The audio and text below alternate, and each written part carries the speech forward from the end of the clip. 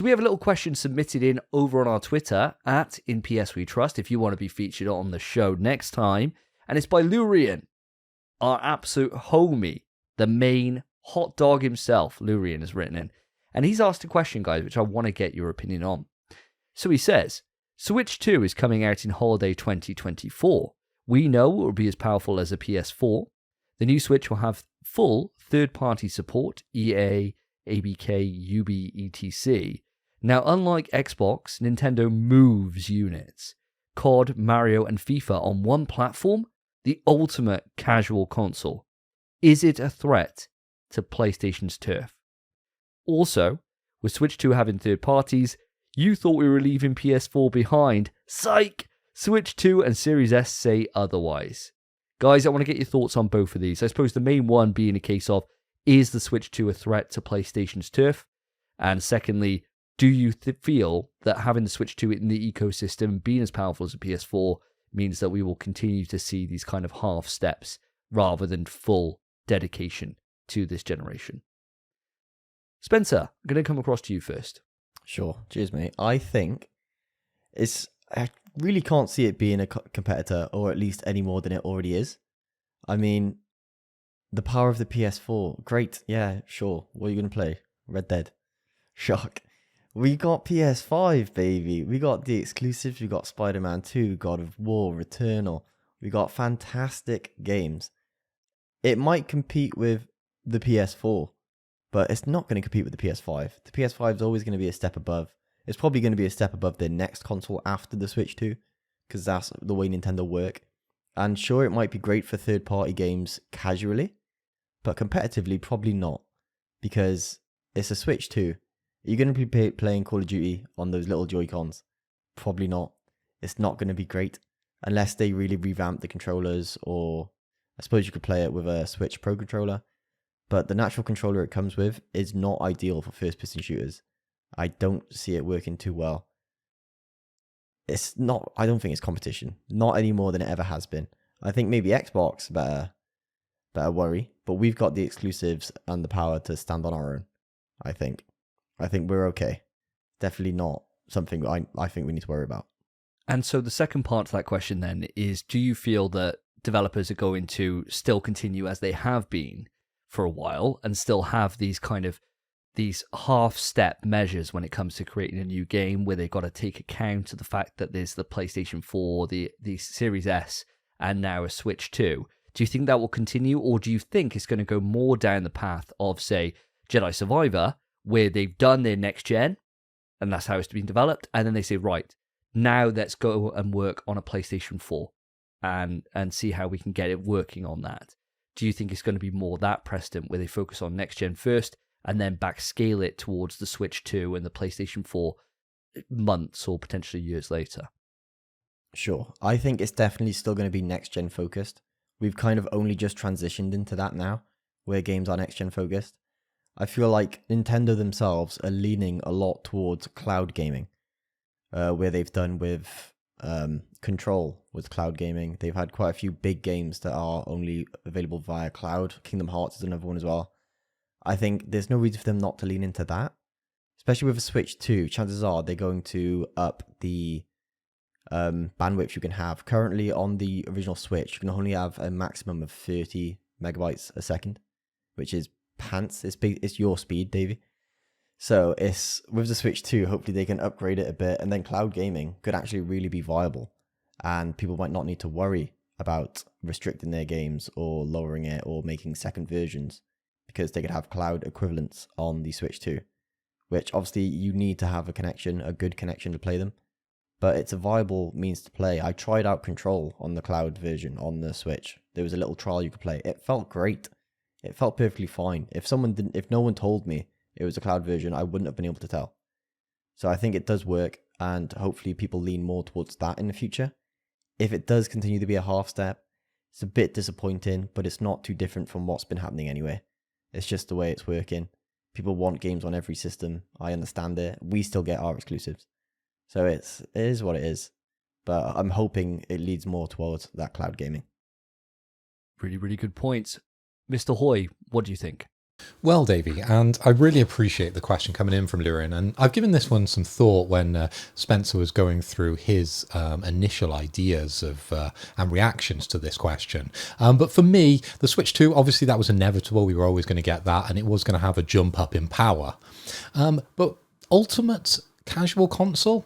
Now, compared to a PS5, is that the casual console? I don't really feel like it is. So ultimately, I don't feel like it's really going to come into the PS turf at all.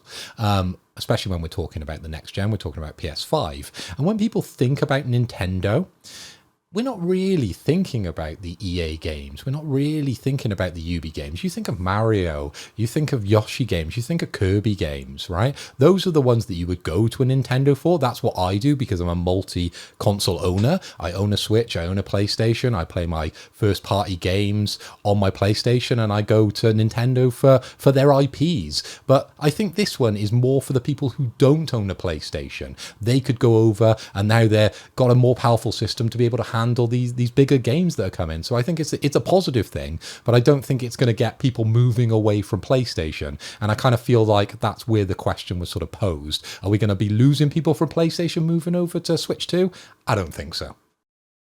And I suppose then the other part of this is the second part, which is if they're developing games and they're taking account of the fact there's a Switch 2, there's a Series S in the wild, does that affect the quality or the kind of scope and the scale of what games could be going forward on this generation?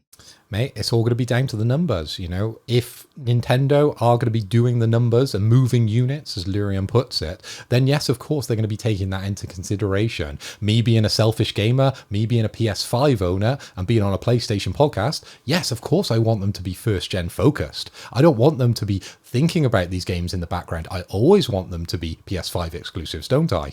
But I can understand the people there smoking the big cigars in the boardroom. They're going to be looking at the numbers and they're going to be taking this into consideration. It's a serious question when the Switch 2 comes out, and we just have to see what sort of power it's going to be packing. If it's going to be up to those PS4 standards, yes, I think we're going to be looking at that as a possible contender for game developers. Are they going to be putting it out there? Are they going to be putting it out there? It's probably going to take a little shine off the newer games, because we find that when you release a game and it's got multiple platforms, we tend to find it suffers slightly. But that's what happens. That's what we've got to accept. And end of the day, I'm happy for the people that are going to be Switch 2 enthusiasts and they're going to buy the system and have these games available. Well, I think following that, you guys have both made some amazing points there. And I got to agree with both of you to a certain extent. I think for myself, when we think about the competition with Switch, they operate in very different markets. Now, I'm very much a person just like yourself, Phil, and you, Spence, where I've got a Switch. In fact, I've got 3 Switches in my household. One for myself, a Switch Lite that the wife's got, and then she's got a full Switch as well. So we've, triple dipped on the Switch. We're big fans of the Switch, especially when you're going away or anything like that, or just really need to take a massive dump and you're going to be there for a while, right? Switch comes in clutch then. Do I think it's going to eat PlayStation's lunch? No. No, I don't. Because I think that when kids and casual people are thinking about a console, like you said, Phil, Nintendo is there for Nintendo IP. That's why you buy it. It's the same reason why people buy a PlayStation. They buy it for PlayStation IP. It just turns out that when you get that PlayStation IP, you get the best kind of possible console experience alongside that. So you get the best graphics you can have, all that stuff on console. Obviously, PC, you can do it all.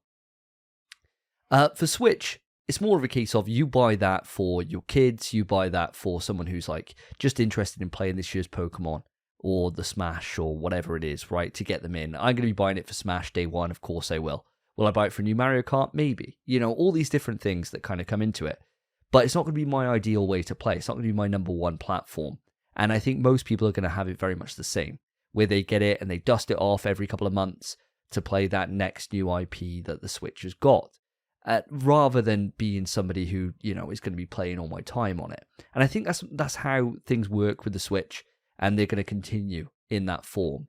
But I think those kids that are like 7, 8, 9, 10, around about their age group, where they're playing Fortnite and they got a Switch too, excellent. That's going to be their main console. And then they're going to look over the pond and they're going to see these more adult games that people are talking about and they're raving about on social media. And they'll think, oh, Mummy, Daddy, can I please have a PlayStation Pro for Christmas, please. Because that's the big high end kind of version of gaming. That's where you're going to play like your real big hitters. You're not going to play the same Pokemon you've played for 30 years. You're going to play something brand new IP, a brand new big thing that people are shouting about. So I do think they're going to be very separate in that regard. The thing that worries me, though, Lurian, is what you've hit on there in terms of how game companies develop going forwards. Now, I've been saying this ever since the start of the PlayStation 5. I've wanted it to be a separate thing entirely from PlayStation 4. I feel that you can definitely see it in the game design where things have been made exclusively for next gen. You think about what they did with Dark Souls on day one on the PlayStation 5 and the way that works with seamless loading and it's extra cool, like particle effects and everything that's in that game. And you then compare that to some of the stuff like God of War Ragnarok. Yeah, it was a step up in terms of the gameplay department, but was there anything there that I think, oh, actually this is better because it's on PS5? Not really, right? There isn't that much. Same with Horizon. You got better graphics and things like that, but there's nothing really there that's really moving the needle in terms of what this console is truly, truly capable of. It does worry me. I think the best way going forward that game developers can handle this is going to be on an individual basis, and it's going to be all dependent on what their vision is. Now, if they want to be able to reinvent gaming and they want to really stamp their seal of approval on what the console can do, think about what Baldur's Gate is doing now, Baldur's Gate 3, right? Absolute technical marvel. It's coming out to PlayStation first because they can figure out how it works. They can't do the S. They're going to do it, and it's going to come to Xbox as soon as they can do it and they can get it out. But they're going for their best vision of what the game can be and then porting downwards after as soon as they figure that out. So I think the individual devs are going to really have a tough question mark in terms of, do they want to maximize their profitability straight up at the expense of the product? Or do they want to make the best product they can and then scale it back to make it work? And I think that's something that each individual dev and each individual publisher is going to have to really think about and focus on. And I think now with how competitive gaming is in terms of making a game land and have kind of cultural and by that point kind of sail through success that comes with the likes of Baldur's Gate 3 is doing right now, a game that no one would have thought is moving the kind of numbers that it is. It goes to show that if you focus on that, you will get the monetary reward and the good faith, and then those platforms that can't have it yet are eagerly awaiting it to come to them. And so I think that's the best way of doing it and how it will probably shake out, where the Switch gets it in a year's time after the release of it. So I hope that answers your question, Lurian. Of course, if you want to have your questions read, then please write into the email pswetrust@gmail.com or reach out to us on Twitter. Our DMs are open. And of course, you can just give us an @ on Twitter and we will respond, and make sure to add it into the next doc and we will not miss it. That's a goddamn guarantee.